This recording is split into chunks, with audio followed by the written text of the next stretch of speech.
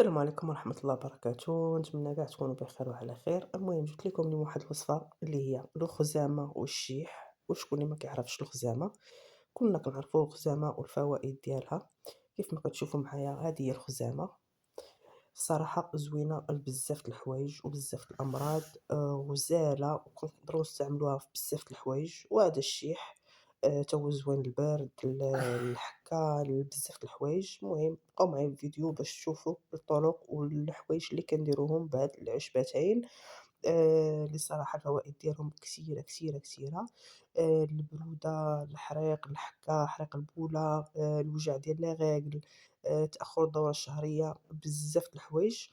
المهم غنحاول نختصر عليكم. كيف ما كتشوفوا يعني هما غير جوج. ها واحد أنا كبّرتهم لكم باش تشوفوهم مزيان بالنسبة اللي ما كيعرفهمش، واخا الأغلبية ديالنا كلنا ماشي الأغلبية كلنا كنعرفوا الخزامة والشيح. المهم بقاو معايا باش تشوفوا شنو كنديروا بيهم. مرحبا بكم معايا في القناة ونتمنى كاع تكونوا بخير وعلى خير. المهم كيف ما قلت لكم، هاد جوج عشبات هادو كنديرو بيهم بزاف د الحوايج سيرتو الخزامة.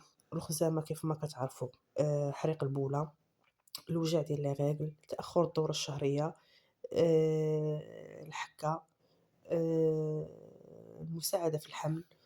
الصراحة بزاف د الحوايج، من غير أنه كنقدروا نديروا بها واحد الحاجة أخرى اللي هي كنديروها في تصويرتنا ونديروها في الما ونخليوها تغلى. كيقول لك مزيانة للعين. بصراحة سمعتها شحال هذا ما عمرني ما درتها، مي سمعت بأنها كيقولوا زوينة. ديري الخزامة والما وكديريهم في كاسرونة تخليهم يغلاو مزيان. كيقول لك هادو مزيانين اللي عنده العين كتشد فيه العين مزيانين. كيف ما نقولوا كيفوسخوا. نرجعوا للموضوع ديالنا، أنهم هادو زوينين للوجاع والرجل وتأخر الدورة الشهرية وإلى آخره. فشنو كنحتاجوهم غير بجوج. وكاينين بزاف طرق ماشي غير طريقة وحدة.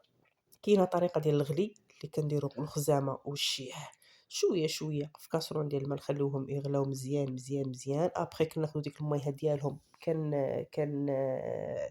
كنتوضاو بها.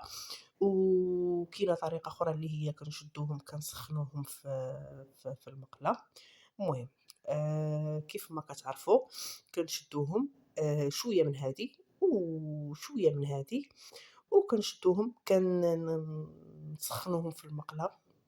نسخنوهم يعني كتشدي غير واحد شوية بحال هكا في يديك، واحد شوية كتحطيه في المقلة. والخزامة حتى هي كتشدي واحد شوية كتحطيه في المقلة. كتخليهم يسخنوا مزيان مزيان وكديريهم في واحد الكتيتينة وكديريهم في السليب ديالك الليلة كاملة. كاينة واحد الطريقة أخرى تاني اللي كنشدو ال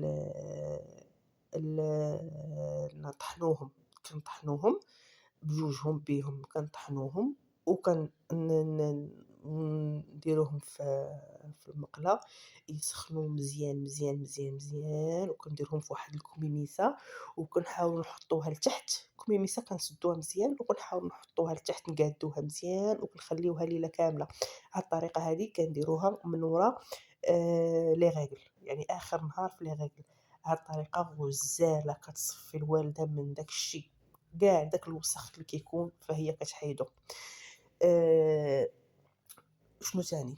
المهم هادو هُما الطرق اللي أنا عارفة، اللي اللي زعما الناس بكري من بكري هاد الشي كيدار ماشي جديد.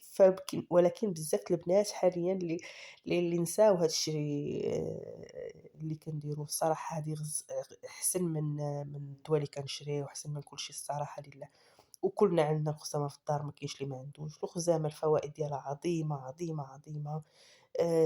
زعما شي حاجة اللي efficace غزالة. وما غنقولش لكم عن تجربة لأنه كلكم كتعرفوها. والدينا كلشي يعني داز بالخزامة. فهذا نصيحتي ليكم البنات.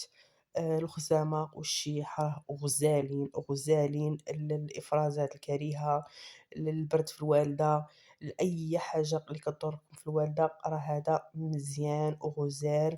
كاينين عندي شي وصفات أخرين من بعد غندير لكم فيديوهات أخرين على المساعدة على الحمل. كاينين شي حوايج أخرين لتأخر الدورة الشهرية باش كتقاد. المهم ديجا كنت درت واحد الفيديو مي ما شرحتش فيه مزيان. حاولت نفسّر لكم يعني باختصار. ما نطوّلش عليكم وما يكونش الفيديو طويل. وحبيت نفيدكم. يعني أغلبيتكم عارفين هاد الشي، mais كاينين شي بنات اللي ما نساو هاد الشي، فأنا بغيت نفكّركم فيه. ما عليكم بالخزامة والشيحة البنات، سيرتو الخزامة، الخزامة راها غزالة واخا ديريها بوحدها في ميها تسخنيها وتوضّي بها، ديريها في طريف ديال الثوب وتكوني مسخّناها مزيان وتحطيها تحتك تخلّيها حتى الصباح، فالصراحة فوائد ديالها عظيمة، ونتمنى أنني نكون فدتكم. كتنزّل الدورة الشهرية، بالنسبة اللي عندهم بنات كتعطل لهم الدورة الشهرية حتى هي راه كتنقي الوالدة باش كتنزل الدورة الشهرية. المهم هادو هُما الحوايج اللي أنا عارفة، وكاينين حوايج بزاف على الخزامة. دخلت وقلّبت عليها الصراحة فيها بزاف د الفوائد، فأنا قُلت لكم داك الشي باختصار.